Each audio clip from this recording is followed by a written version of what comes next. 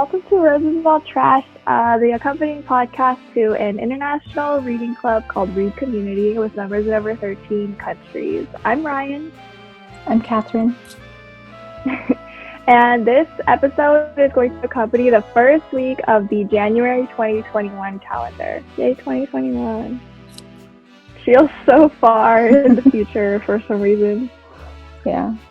First up is for Guernica Magazine, an interview with Sara Ahmed. It's an interview about the concept of the feminist killjoy, which Ahmed has now covered in a couple books. So here's a quote from her. Quote, "Once you are a feminist, once you come to identify that word as your own, it is as though you are, quote unquote, switched on, such that being on is your default position, and all that you encounter, all that you consume, that you do becomes free to be challenged, questioned, resisted," end quote. So she's really discussing the lived experience of feminism, how it's an everyday thing, it's an every minute thing. Quote, "All feminists are students in one way or another," end quote. In this interview, they also discussed the incorrect idea that feminism and feminist ideas originated in progressive white culture, and how womanhood, whether it's feminist or sexist, still follows these geographical imperialist axes of passive versus active culture. Ahmed is super clear that feminism, especially for queer feminists of color like herself, is rooted in lived reality, and theory just gives us the words to describe it. Quote, "Theory can do more the closer it gets to the skin," end quote. Our other piece of reading is The Yellow Wallpaper by Charlotte Perkins Gilman. It was published in the 1800s, and it's a short piece of fiction, but it's sort of this psychological horror story she wrote about her own lived experiences dealing with postnatal or postpartum depression, and the way she was treated as a woman, the way her illness was addressed. And the story is about a woman who, her husband is a doctor and who has locked her in this house as a rest cure to deal with her depression, although they don't call it depression, to deal with her delicate disposition. And he has her live in this nursery in the attic and has her rest and doesn't allow her to see people. And it's her writing from the woman's point of view, discussing what it feels like to be confined to that room. And the room has this striking yellow wallpaper, which over the course of the story slowly drives her insane as she is isolated in this room surrounded by yellow wallpaper, and she begins to see women trapped behind the wallpaper who creep during the day. She becomes one of these trapped, creeping women. And next is by Carrie Rentschler and Claudia Mitchell. It's the introduction to a book called Girlhood and the Politics of Place. The book is a collection of studies between girlhood and the significance of place. So Rentschler and Mitchell start off by asserting that experience is deeply linked to place. The things that characterize a world or a setting also characterize lived experience. So whatever rules in that place, sexism, capitalism, the way we take up space or make the space our own is then a meta interaction with ourselves. Quote, "Place is the stage and practice of power. It is also the site of great pleasures and possibilities for girls," end quote. And on the other side of that coin, quote, "Much of that social control seeks to contain girls by removing them from public space," end quote. The studies in this book are placed everywhere from the school classroom to rural low-income Australia, to a multi-generational scrapbook, to mainstream media in Quebec. There's one essay about young girls who DJ and how they're empowered by DJing. But we're just reading the introduction. Just trust that all of those studies serve the belief that, quote, "Making place explicit in emerging girlhood discourse is vital." To ground the discussion again, this is about how women inhabit space and what that space becomes. Yellow Wallpaper specifically, in terms of the idea of women's relation to place, I think women's involuntary relation to place, both mentally and physically, and the way others in their lives sort of dictate the places that they get to inhabit. And specifically in relation to motherhood, it's not a coincidence that in this story, the room she's trapped in was once a nursery, and it's about the infantilization of women and the restriction. She has no choice in the room she gets to inhabit. She has no choice in the house she gets to inhabit. Throughout the story, she talks about wanting to move and wanting to leave and wanting to be out of this room. but she's not given that decision. That's pretty crazy that, I mean, that used to be common thinking. Women need to be kept safe because their minds are different than men. So they need to be kept in the home. They need to be like taken care of. Like women be fainting all the time and stuff. Like it's just more than condemning it, it's just such a far reality from our reality. We like protect the minds of developing children so much. It's the same with women. I'm wondering how how many freaking complexes must that have caused for you to go through that your entire life? Like I cannot imagine. Yeah. What's something that's so interesting to me is that I was reading like an analysis of the yellow wallpaper, and they're talking about how like at this exact same moment in time, like men who also suffered with depression, again, it was not called depression back then. They were just like, huh, something's wrong. Were given like the opposite treatment. They were encouraged to do work, like not necessarily like heavy labor, but work with their hands that got them outside, that got them moving. They were encouraged to socialize, and they were given like a routine and like taken on walks outside in nature, encouraged to exercise and like to eat well. And it showed like great improvement because all of those things are actually good for you and like are don't cure depression or mental illness by any means, but can have a positive impact on it. But women were given the exact opposite treatment for the same condition. They were told to lie down and like to sleep as much as possible and not to like interact with any people because it was too stimulating, and to avoid any type of mental stimulation or physical exertion. That just makes me think of a quote. Much of social control seeks to contain girls from removing them from public space, from the Girlhood and Politics of Place. You mentioned the idea of like involuntary spaces, how women are forced to occupy places involuntarily. Can we go into that? Like, obviously, in the yellow wallpaper, that was made literal for the purposes of exposing what is not literal. Women, especially, well, in that time, were told to, lie down, just go into their minds, not think about anything. But obviously, that's not possible. You can't really like wipe your mind clean. So we had to retreat into our minds. And I think that's true to some extent today. Like one poor example of that is like maladaptive daydreaming. Like I know so many women grew up like fantasizing about like who they were going to be and what they were going to become. And I wouldn't be surprised if that became a crutch for not actually carrying those things out, or, because they knew they would not be able to carry those things out. Yeah. It reminds me also a lot of like Virginia Woolf's A Room of One's Own. There's a big difference between having space that you can control and having space that you can't control.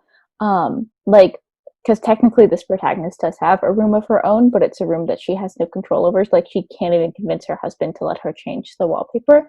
The idea to, or the ability to grow into your space and to be able to edit it, even just physical surroundings, has like a profound impact on our mental health and our ability to see ourselves as in control of our fate and as like active agents in our lives. And having that power to even just move the bed around the room taken away from you, like really like long term crushes your ability to see yourself as an active participant in your life. Definitely. And it's unfortunate that the way that trapped women now take control over their spaces is often demonized. It's like, the housewife who loves interior design, and like the house becoming the women's domain. So the men use that as an excuse to like not participate at all in building a house that they enjoy and a house that they feel home in. Yeah. I mean, that's something I've been thinking about a lot lately because I am like in my childhood bedroom, and it really is like under my mom's control. But also, I don't feel that invested in it because I have this continual idea that I'm going to move away soon anyway. So, like, why put work into the space around me? And I think it's having more of an impact on me than I thought. Like, if I were more comfortable and more aligned with what I see around me, the same way that I only feel good if I'm aligned with what I see on the outside of myself. Like, if my makeup and my clothing look the way that I feel that day. Yeah, I understand what you say. Like, I mean, right now I'm also living at home thanks COVID. That great post graduation sort of what am I going to do with myself? And I'm sharing a room with my youngest sister, which is Me too. not fun. Yeah. Yeah, That was something I had shared a room like my whole life growing up, and then going to college. I shared a me room my too. freshman year, but then sophomore year, junior, senior year, I had my own room, and that made like such a profound impact on how I felt. Like that was like my favorite part of college is that I had a room that I could customize, that I could sort of settle into. Like even though like when I was living in my apartment in Baltimore, like it was a tiny room. I had room for a full size bed and like a foot of space around the edge, and then there was like a Yeah. windowsill. That was it. Um, there was like Only no someone space. as fastidious as you could keep that room clean. I think, like, for me, I would have trashed that room. I mean, it definitely got dirty, but the thing is, like, even when it was messy, it didn't affect me as much as a messy room used to when I shared it, or as it does now when I share it, because it was like my mess, you know? When my mess was Mm-hmm. entirely my things that I knew that I could pick up at any time and I knew no one else was gonna like go through them. That was like made it sort of bearable, like not great. Obviously, I prefer a neat room, but having that space that was entirely my own, I was like, okay, even if it's not what I want it to be, I know that I can fix it. Um, and when I don't have that, it's a lot more frustrating. That kind of makes me think of the trope of like that high-powered executive woman who is amazing at work, but the rest of her life is a mess or whatever. Mm-hmm. And how a lot of like rom-com movies focus on like her getting her the rest of her life together or whatever, like her romantic life and her like sense of style and stuff. And we see those as empowering mainly because, you know, she's basically spending some time with herself. And I think that can be empowering, like regardless of the direction that it takes. But I mean, maybe we're making too big of a deal of it. Like for that woman, like she's focused on what she wants to be focused on. Like her mess is her mess, you know, and Yeah. like being comfortable in that mess. And I think also when it comes to the trope of like that woman in the rom com, there's so much focus on this like picture perfect actor where like once she gets it together and like has the man and like has the like new life that is fixed or better, she like it's Mm-hmm. like okay, it's set now, but that life is gonna go to mess just as quickly. Like For sure. mess appears. It is continual. Going back to the idea of women being pushed into their minds, which might be why, you know, women are perceived as more as having better social skills, at being better at interpersonal skills. Maybe like that's the reason why a lot of women are attracted to fields like psychology or even like writing, you know? Mm-hmm. What are, do you think, like techniques that people employ intentionally or unintentionally to make that mental space their own? I think things like journaling and therapy are really impactful in those areas. And I think something that comes to mind is body modification. I think something that I've heard several people make as like an analogy when it comes to things like tattoos or piercings is that their body is their house and that they like it's their home. And when they don't feel comfortable and they feel like it's a home that isn't theirs and doesn't belong to them, by modifying it, they like make it theirs. It's like painting the walls when you move into a new apartment. It's like you make it yours and you make it your space by altering it. The ability to just have active control over your appearance, I think, is really powerful. Yeah, it's why women like cut their hair after a breakup, or like more seriously, people who have self-harm scars might get a tattoo to cover them up, you know. Yeah. I don't know I've, why we make fun of it so much. Maybe because it's so prevalent, like it's such a relatable, like real thing that we need to make whatever, like we're born involuntarily, and maybe like our like journey through life is just figuring out how to make this our own, like to reclaim the fuck out of like, okay, I guess I'm here. Like I guess like I yeah. modeled for 80 years, you know. Man, I've done the post breakup haircut. It was honestly a great decision. Like, granted, I It didn't do looks it like great on within you. a week. It was like a month or so after because I like thought about it. It was fantastic. I mean, what I did is I cut off all my hair, like full pixie, and I was very nervous because I'd never had hair. Like the shortest I had was like shoulder length. Something I sort of discovered is that even if it doesn't look that great, people are always going to respect the fact that you had like the courage to do it, or at least a lot of people who are sort of like women who are traditionally feminine who have never had hair that short. So many people want to do that. And with hair, it's very specific because it's so tied to like traditional femininity, especially like having like long blonde hair, like I did, is a very like traditionally white feminine thing to have had. And so cutting that off, I think was really freeing, and people really respected that decision. I feel like it left an impact on people when they saw it. I mean, it helped that it looked so good on you, like, because your hair was lighter, so it was a little curlier, and it was just like curling around your face. I think it like really gave you that like cherub look, like Yeah. specifically like Michelangelo type cherub look, in a great way, not an infantilized way. But yeah, that was really cool. I'm trying to think if I have ever reclaimed something. Well, in like junior year or entering junior year of college, I started I started realizing like I just did not enjoy dressing attractively. Like I was like I felt horrible like every time that I dressed in a way that like was flattering, honestly. So I just wore long skirts for about like 4 months, like waist to the floor, and like a big sweater on top, like literally showing none of my body, being like a little. I was like a little webbed foot because there was webbing between my wrist to my neck, and then from my armpit to my waist, and then to the floor. But I mean, that was what I needed at that time. And then recently, I do not feel attractive unless I'm showing the shape of my body. So it's a complete 180. Like I can't go out unless my midriff is showing, or I don't know, my arms are showing, or everything I'm wearing is like skin tight or whatever. It's almost exhausting to track what you need, you know?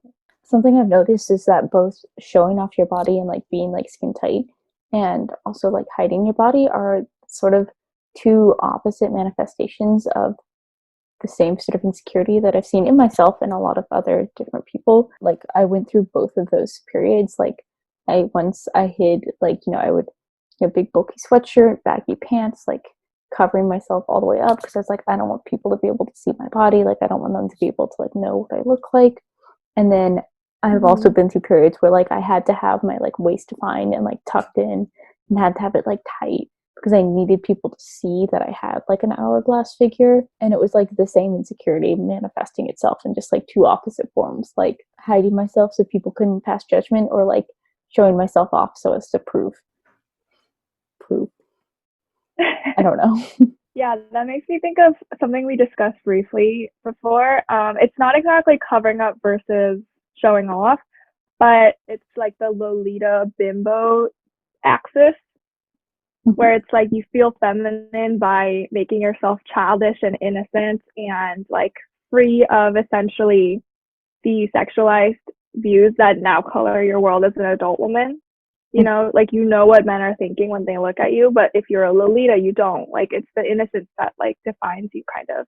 And then on the other end is that bimbofication, where it's like very well exactly what you're doing, exactly what the clothes you're wearing is inspiring, but you don't care, and it doesn't affect the clothes you choose because you're just about being a bimbo. Yeah, this feels like kind of changing the subject recently, like a sort of insight I've seen on like masculinity versus like femininity. People I've said before, like on TikTok is where I've seen it. People talk about how like I want to be feminine in the way men are feminine, and someone described it as like when men are feminine, it's like a choice that they're making. But like when men break traditional masculine roles, it's an active decision that they do. Whereas when women break traditionally feminine roles, it's usually just by existing, like not shaving. Like I almost never shave, not because I'm trying to like make a statement, but I'm lazy. I don't care. I don't want to spend money on razors. So like in order for me to fit like the traditional feminine role, I have to put in all this effort. Whereas like men, in order to fit a traditional masculine role, don't have to do that type of effort. That links directly to last week's episode reading of Diane de Prima's one of her letters. It's something like, when left alone, people grow hair. And it was just such a beautiful image of like, it's like she uses the word people for a reason. It's men, women, and everyone in between or outside of that binary. Like I just had this vision of like, there's like time lapses where like trees grow branches and stuff. This image of a time lapse of like everyone's hair growing. It felt so nice, and like, I mean, her point was that there's something like wonderful and moral in the natural, and like not participating in these structures that we've come up with over the last 150 years, maybe. Yeah, hair is such a interesting facet of gender expression. Something that, I mean, that surprised me about when I cut off all my hair is that like it made me feel more feminine than I really had ever had before. Like my long, like sort of wavy blonde hair really fit the mold kind of perfectly without trying. And so that was something I worried about. I was like, oh, I'm just gonna look like masculine in a way that I didn't want to look. But when I cut off all my hair, it made me feel like much more feminine and much more like beautiful in a way that I had never expected. Probably because it was like not necessarily inherently because it was short, but just because it was a conscious decision and Yeah. a choice that I made that like I alone controlled and not just something I did because I was like, I'm a girl, so this is what I do is I have long hair. I think in a lot of things, the pain is in the decision or in the choice, and everything after that is just like an echo of whatever emotion you had in the choice, which is why like momentous things like that, like making a decision, first of all, is better, feels better if you don't even think about it that long. Like it gives you the adrenaline to like keep going. Yeah. I've cut my hair short, like up to here, above shoulder length, twice in my life, and I cut them both myself. But both times it wasn't really, I didn't count them as reclamations because it wasn't from like a guy or a relationship. I think I was just like defying myself, kind of. I was just like, whatever, like I'm freeing myself from myself or something like that. Like I don't have to be that person anymore. Like I can mark this as something new. I have something to look forward to. These were both when I was like in school. So like when I go to school tomorrow, everyone's gonna have something to say, and like it gives me honestly like gave me like an event that I could make in my life in a time where like I had no money that I made, right? And I had no space to call my own because my I was living with my parents and that's like their house or whatever. But like I got to be like, this is a moment I'm gonna have today. Like this is a milestone or something that I can bring about now instead of just stumbling into other milestones later.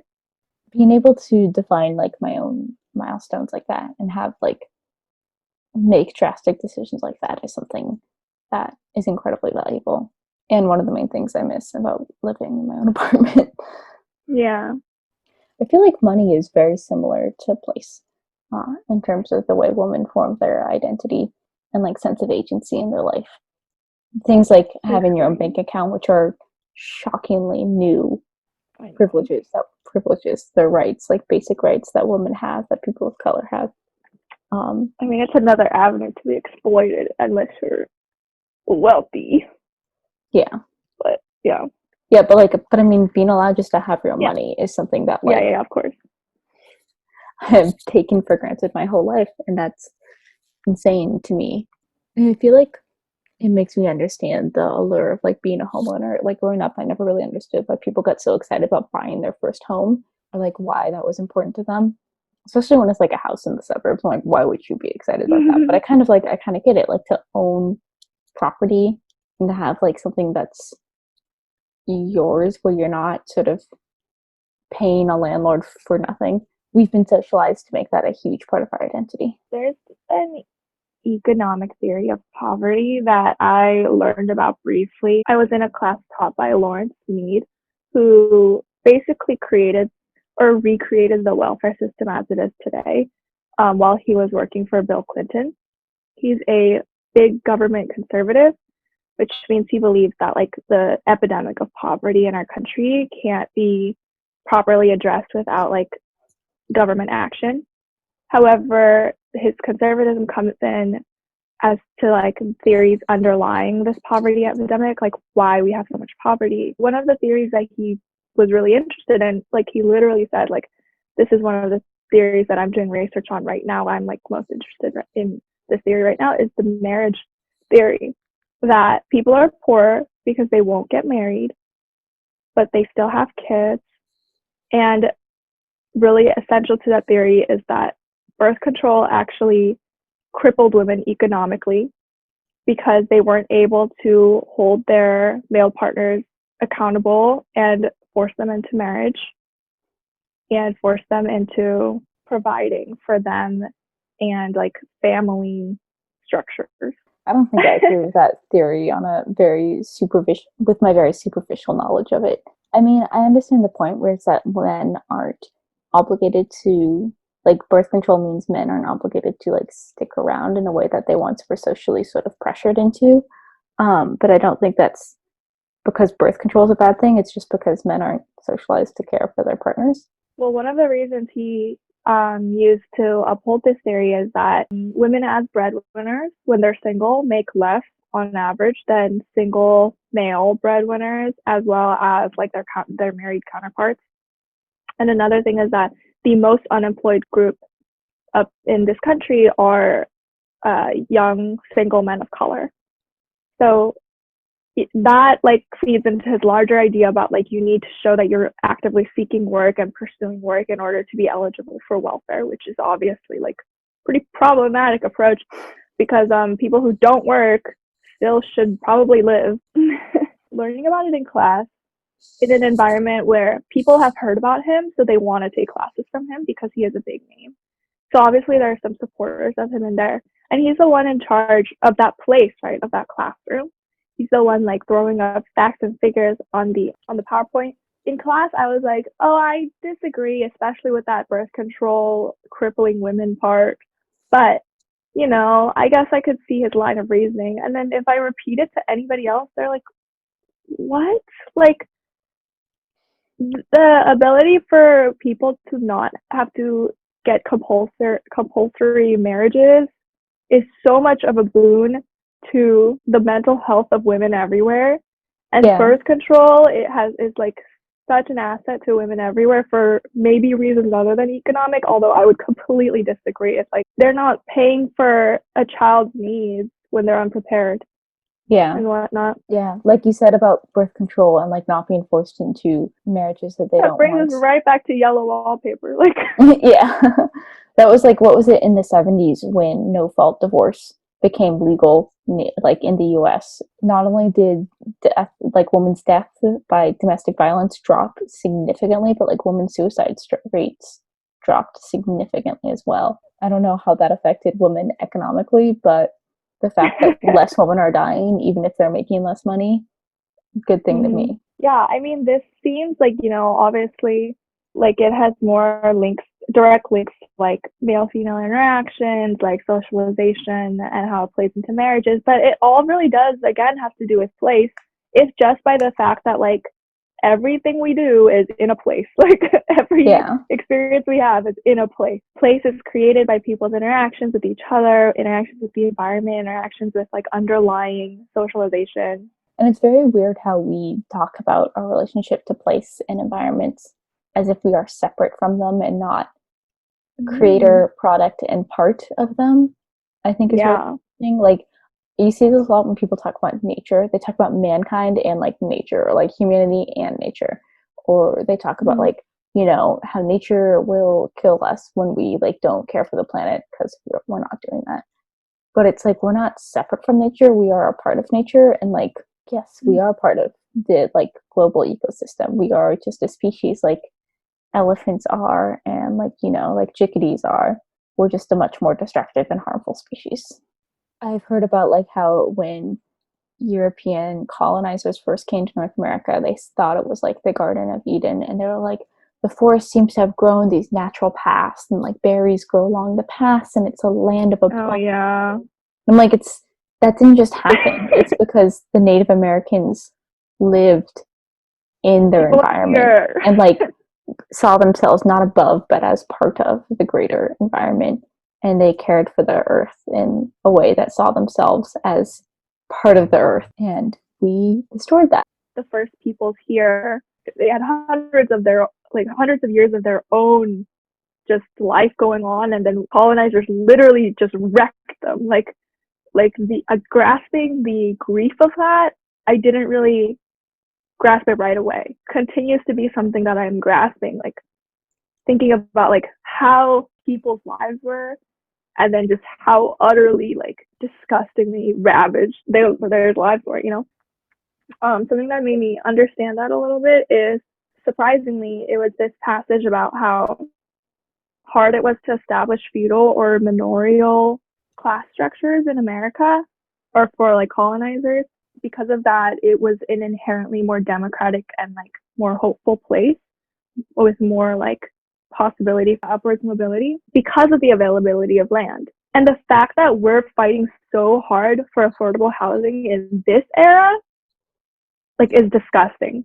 Our idea of like land, its scarcity and its manufactured value is so warped against us. The magnitude of the housing issue in America is what makes it a moral issue for me. That's like another thing that didn't really click for me. Is like, why is gentrification that bad? It didn't really click for me how like devastating and inhumane it was. Because I mean, I went to NYU. I would say like a huge majority, not obviously speaking to like native New Yorkers and like New Yorkers who are low income and their families are low income.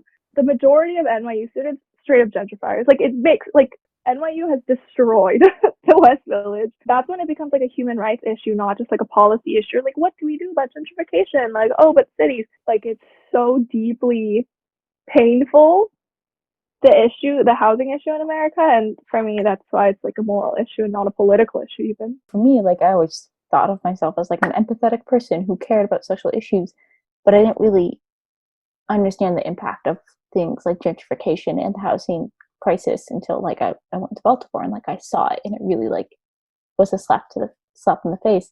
And I feel like there are so many other people who have witnessed it firsthand. So like when I say that, I'm sure there are plenty of people who'll be like, girl, like, dumb bitch, like, it's not like I'm not saying anything new, but it's so hard. No, for sure. Like, I was a dumb bitch. Yeah. That's what I'm saying. There's like, it's so hard to find a way to convey how like cuttingly just crippling it is to people who haven't seen it firsthand. And it's really hard to get people to see it firsthand, or like, you know, to like be able to look in the mirror and acknowledge it. And that's, I think, the biggest issue is like, how do we convey that this isn't just like, oh, some people had to move, what a bummer. This is like neighborhoods and people's like communities being absolutely destroyed over and over and over again. And it's so thoroughly too, on every single level. Like, physically you have to move, or maybe you don't have anywhere to go, like you can't pay to go anywhere else. And then culturally, like, there's just no going back from that. Like, it's, to me, it's like kind of a parallel like narrative to like climate change. Like, we can't go back. Just blows my mind, the lack of empathy people have.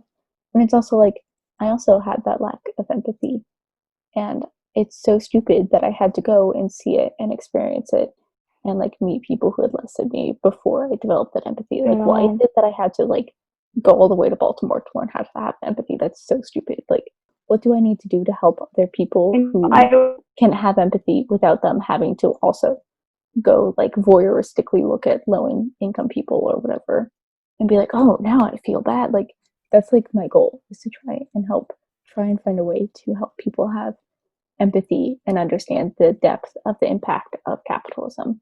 That's one of like the biggest puzzles now. But I mean, it's very certain like privileged people need to work in their space of privilege. Like, a lot of intersectional feminism, I would say, is not just taking up your own space, but like voluntarily giving your space to other people.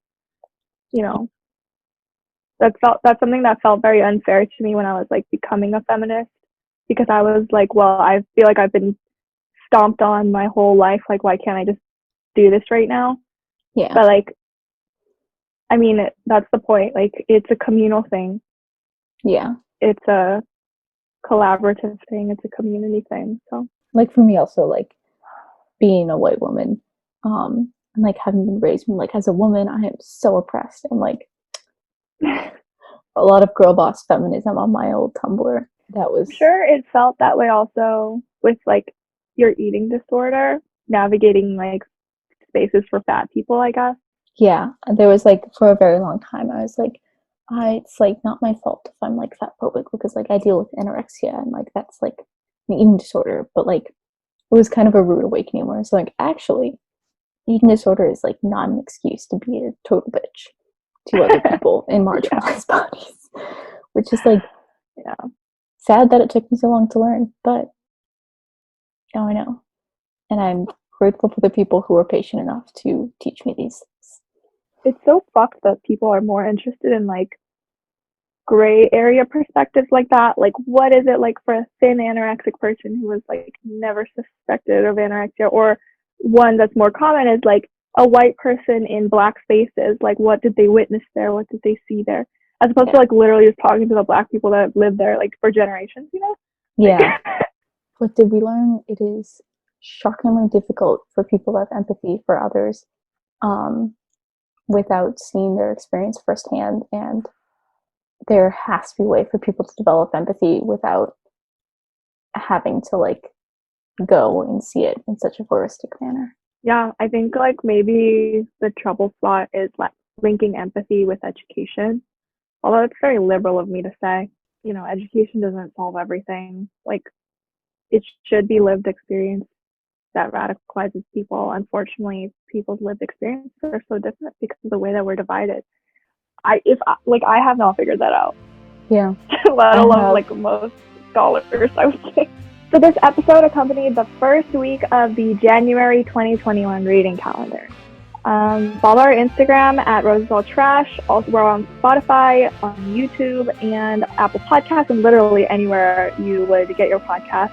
Also follow our personal Instagrams. I'm at RRRYEN. I'm at Catherine.Shirk. We love you, we respect you, and we're rooting for you. Bye.